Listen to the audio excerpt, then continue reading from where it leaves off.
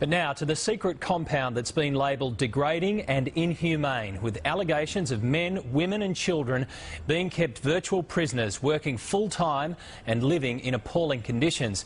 And the incredible thing is, it's right in the middle of a suburban neighbourhood.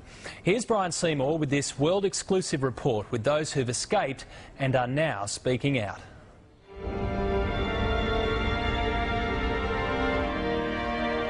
This is the Australian prison. Right there, you're telling me kids, adults, foreign nationals are kept there, basically held prisoner, right here in the heart of Sydney, pretty much. I lived in the garage for about a year and a half, maybe 2 years. G'day, it's Brian Seymour from Today Tonight at Channel 7 and a couple of guests. Thank you. That'd be great, thank you.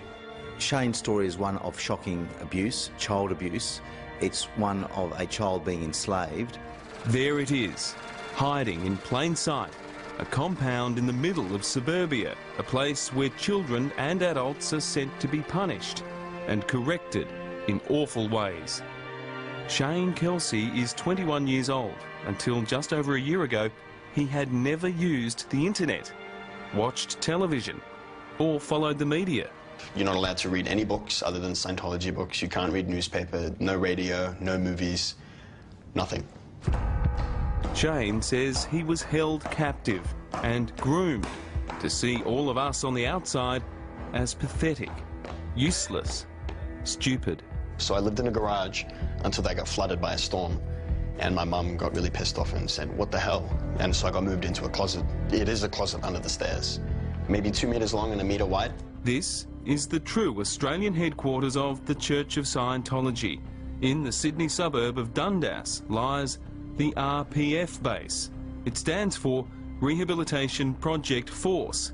It's where Scientologists are sent for punishment and training for crimes that most of us would regard as trivial. They promised us someone would come and talk to us. That hasn't happened. I couldn't get through on the phone. More than 50 requests for interviews on camera have been flatly refused. The bottom line is they don't want people to know what's going on inside there. Those who've lived in there, like Shane, say it's like a gulag, a prison, and yet these are ordinary houses. This could be any suburb in Australia. People here would be horrified to know what has been going on in there for so many years and continues to this day. This is the story of how Shane Kelsey survived and escaped to reconnect with his father and the real world. Shane Kelsey's mother and father were dedicated Scientologists in Sydney, so they put their son Shane into its highest core at the age of 6. Little Shane moved into a tiny room with 11 other children, and so it began. By the age of 7... We'd go down the streets. I mean, we were... well, there'd be like 8 of us, 10 of us, young as, and we'd just go pledge people to drug-free lives and things like that. How old were you when you did that? I first started doing that when I was 7. I signed my contract when I was 8 years old. And what was the contract for? It was the billion-year contract. Billion-year contract? Mm-hmm. And what does that mean? That means your service and you're volunteering or servicing the church for the next billion years. How often did you see your parents when you were in there? I saw them once a week. Shane's mother and father would soon separate, and his dad, Adrian, left Scientology and moved overseas. The work schedule for children in this hellhole was full-time, hard, and without reward. You were working 35 hours a week when you were 8 years old. How many hours a week did that grow by the time you were, say, 14? By the time I was 14, I was working in the kitchen. Every morning, a military muster required marching and saluting to the cause of saving mankind from the intergalactic ravages described by its science fiction founder. We used to do marching, you know, close order drilling and things like that. What for? Were you preparing for battle? No, just because it was a form of discipline. They wore all black uniforms, required to run always, never walk. So-called homeschooling was provided in fits and starts, taking a back seat to hard labour and brainwashing. As soon as you turn 15, anyone, you're straight out of school. Doesn't matter what grade you're in, what level of literacy, what level of maths, what level of anything, you're straight out. The mess hall served food priced at 30 cents per meal, mostly beans and rice. Those who dared question the brutality of this place were dealt with swiftly and severely. They used to live under our squash courts. It's mud, it's just a dirt floor. We put people in there and they live in there. By the age of 15, Shane was living a nightmare even he now struggles to believe. As soon as I turned 15, I was doing 7 days a week, 14-hour days. See, that's 100 hours a week. Yeah. In a commercial kitchen, Shane and other children slaved away, cooking meals all day, every day, studying and snatching what little sleep they could. We'd get anywhere between $4 pay to $35. $35 a day? A week. That's completely unacceptable. But there's no law in New South Wales that makes it illegal to work a child for those hours. Now, that's extraordinary, but that's the case. Among those who needed to be fed was billionaire James Packer. For several years, beginning in 2002, Packer came to the Church of Scientology early in the mornings to receive auditing and instruction. How much did you get paid for cooking meals for James Packer? I didn't get paid anything extra. There was no bonus or anything. It was just the meal you cooked. There's no suggestion Mr. Packer had any idea who was preparing his meals or their work conditions. What did you cook for him, do you remember? Oh, just like steak and chips or a nice salad or omelettes, those kinds of things. It had to be nice, like it wouldn't just be sloppy. It had to be nice. Mr. Packer left Scientology around 2008. It would be more than 2 years later until Shane made his break for freedom. In late 2010, Adrian Kelsey decided to rescue his son. He invited us to document the attempt. He informed police of his plans to go to the compound and demand his son's release. He had protest signs ready if they refused to let him come out. Then, this. The moment father and son see each other for the first time in 4 years.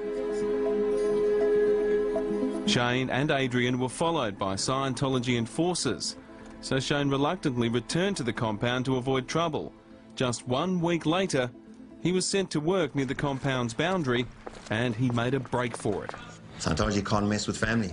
It's taken Shane 14 months to shake off Scientology, to discover the truth, learn about the real world, and tell his story.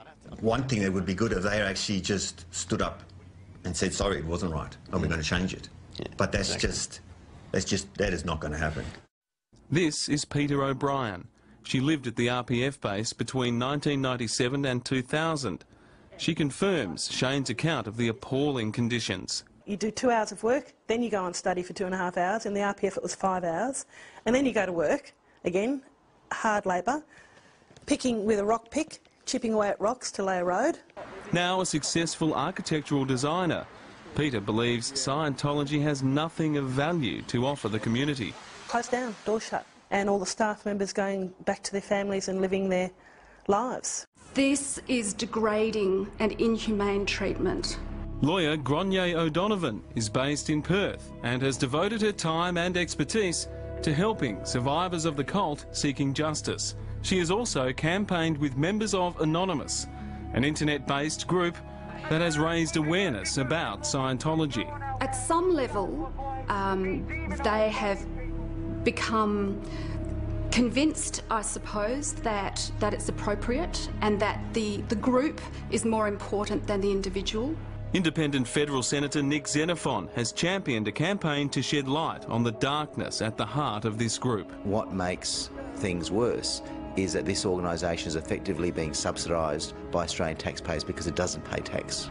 Shane has his father back, yet his mother remains inside Scientology. Well, I hope my mum hears word of this and sums up the courage to actually find it and watch it and find out. Well, she'll have to leave, won't she? She will. Yeah, she will have to. No, she will have to escape. Leave won't be an option. They won't let her go. She will have to escape.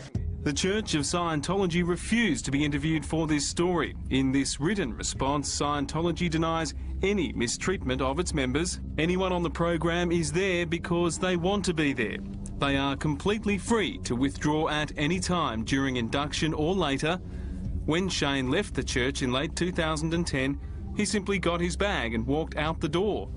It is very sad that Shane has changed his story. These celebrities used to advertise Scientology likely have little idea that people like Shane even exist. Now they do. I regained the son. I got him back. I got my dad. It's Brian Seymour reporting, and we understand information in that story will be sent to Federal Minister for Workplace Relations, Bill Shorten. We'll let you know if anything comes of that.